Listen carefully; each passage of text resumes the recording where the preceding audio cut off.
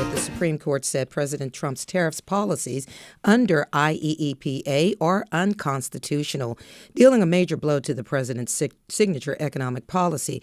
Chief Justice John Roberts wrote the 6-3 opinion. Justices Clarence Thomas and Samuel Alito and Brett Kavanaugh all dissented. At issue in the case were the implementation of Trump's campaign pledge to impose massive tariffs on foreign imports. After his inauguration, Trump issued an executive order that initially imposed a tariff of at least 10% on goods from countries doing business with the United States. Goods from countries like China have been hit with much higher tariffs, up to 145%. Though they've come down since then, but imports from allies like Canada and Mexico have been taxed 25%. Canada's rate was later increased to 35%. But the up and down fluctuating tariffs around the world kind of spooked American businesses, prompting a court challenge and contending that the president had exceeded his authority in imposing the tariffs altogether. So what are your thoughts? Call us at 713-440-8870.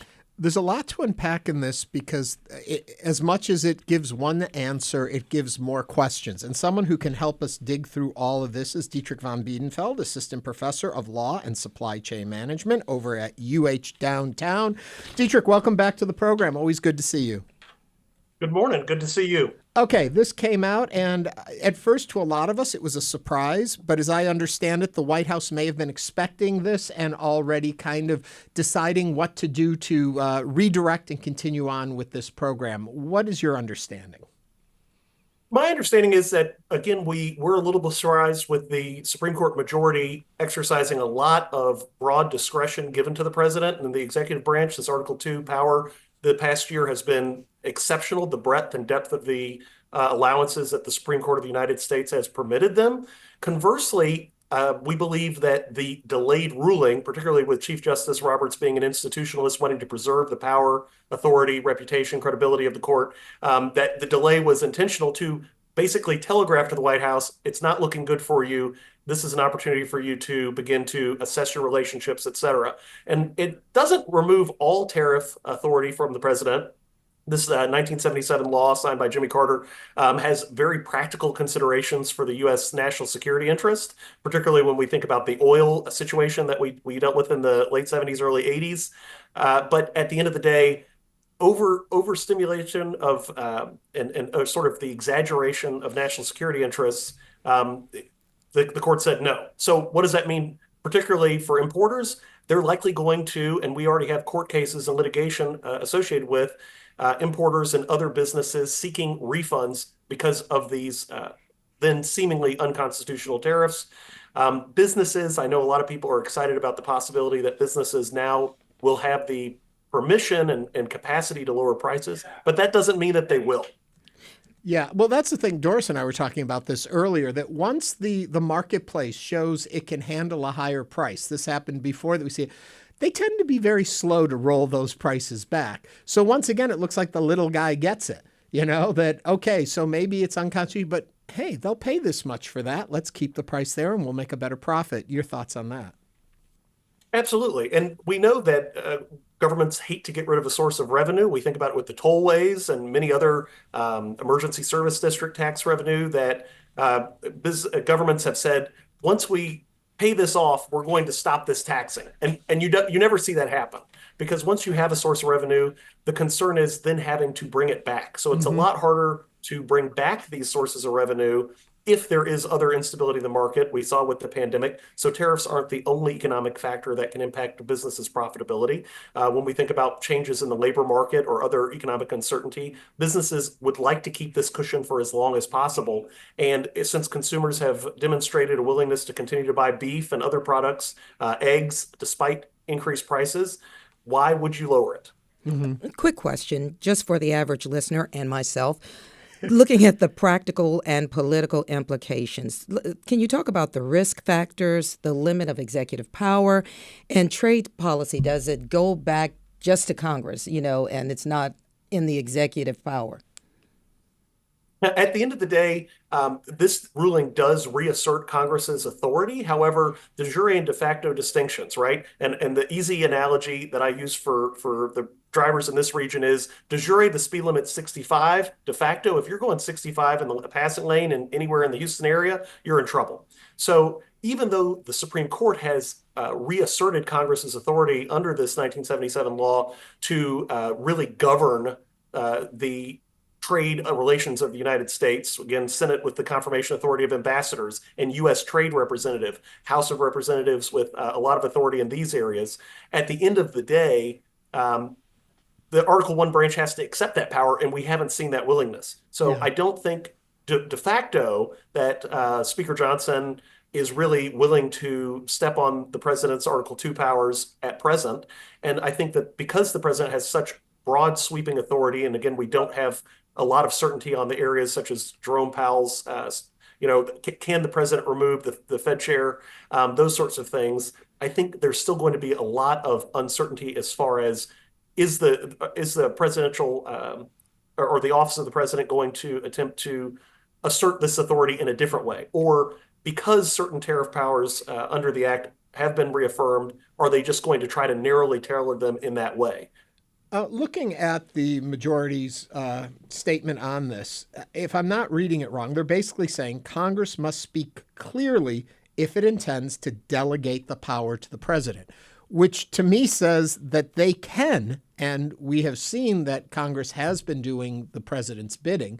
They could have a motion to say, in this case, for this situation, the president, we waive our authority to do that. Would they need a supermajority, or could they do it with just 50% plus one voting on that to give that power to the president?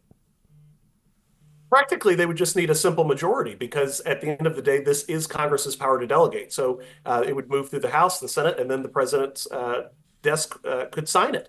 But we also see that as an unlikely possibility, particularly when we see how the House rebuked the administration on the USMCA relationship with Canada. Mm-hmm. So again, in the first term, this president signed a successor to NAFTA and moved that forward. And now we see us kind of pulling back from that. But Congress said no. Now, at the end of the day, the president can veto that, but with a simple majority, Congress could delegate, and the president would be likely to sign that.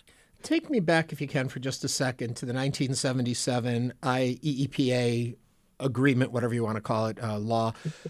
What exactly does that say? I guess the confusion in here is that it has to be an emergency in which he can then wage tariffs. Ernie, to piggyback on that, what constitutes that emergency?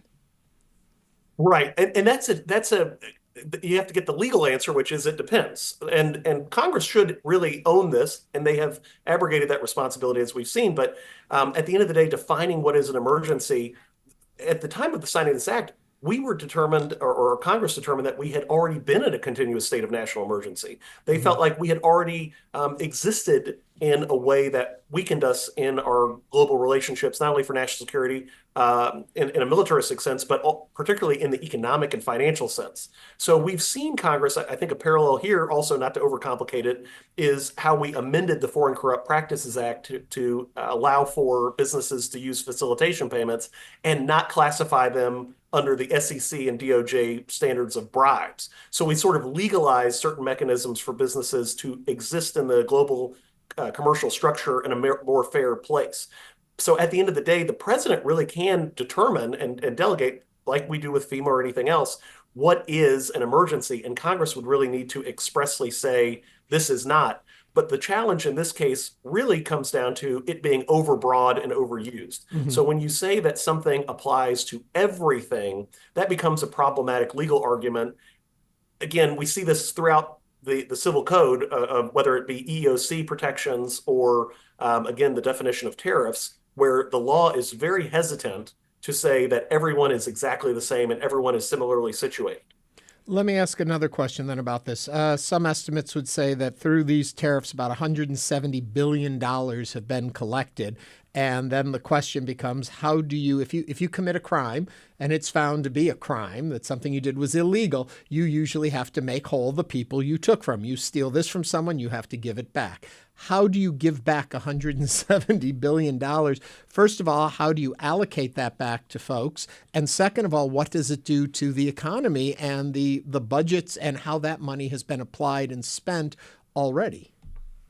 Well, I'll start with the simple part of this. It doesn't do too much to the economy because businesses have already eaten that cost. If it was a business that could not support this additional sort of tax, as we've determined the tariffs to be, then that business is already either under bankruptcy protection or has closed. So the businesses that are now suing to get some of this money back, it does increase their profitability, but we've seen local trend or sort of many trends that are about shareholder return, not as much about increasing employee wages, hiring more workers. Those sorts of trends, just like trying to cut the prices after you've raised them, are less likely to occur.